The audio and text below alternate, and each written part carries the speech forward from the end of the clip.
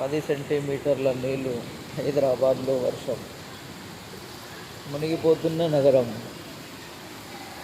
ఇదేంద్రయ్యా ఇదే?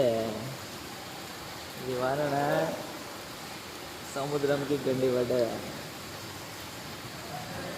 ఈ చిన్న వర్షానికి రోడ్లన్నీ జలమయం అవుతున్నాయి. ఇంకొంచెం భారీ వర్షం